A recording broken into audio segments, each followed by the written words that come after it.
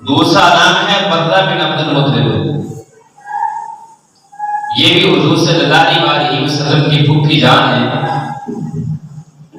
ان کا نکاح عبد الاسد بن جلال بن عبداللہ بن عمر مخزومی کرشی سے ہوا تھا۔ اب ان کے بیٹے کا نام ابو سلمہ یعنی عبداللہ، ان کی کنیت ابو سلمہ تھی، ان کا نام عبداللہ تھا۔ حضرت ابو سلمہ یعنی عبداللہ رضی اللہ عنہ قدیم الاسلام مسلمان ہیں، یعنی انہوں نے شروع اسلام کے اندر ہی کلمہ پڑھ لیا تھا۔ تاریخ میں آتا ہے کہ ان سے پہلے صرف 10 افراد مسلمان ہوئے تھے، اور 11ویں ابو سلمہ حضرت عبداللہ رضی اللہ تعالیٰ عنہ ہیں، 11ویں جنہوں نے اسلام قبول کیا۔ حضرت ابو سلمہ کی بیوی کا نام ہند تھا، جو کہ ام سلمہ کے نام سے مشہور ہوئی۔ ابو ام سلمہ کی کنیت تھی اور اپنی کنیت پر وہ مشہور ہوئی، ان کا نام ہند تھا، اور یہ ابو سلمہ رضی اللہ عنہ کی بیوی تھی۔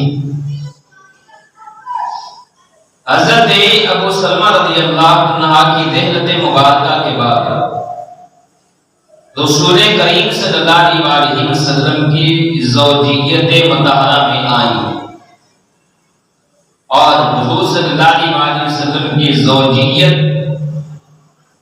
میں آ کر انہوں نے ام المومنین رضی اللہ تعالی عنہ کا مرتبہ پایا۔ ان کو رب العالمین نے ام المومنین بننے کا شرف عطا فرمایا، اور حضرت ابو سلمہ رضی اللہ تعالی عنہ یہ حضرت عبداللہ رضی اللہ عنہ نے بھی دوسرے مسلمانوں کی طرح، یعنی ابو سلمہ نے باقی مسلمانوں کی طرح اسلام کے لیے بے پناہ تکلیفیں اٹھائیں،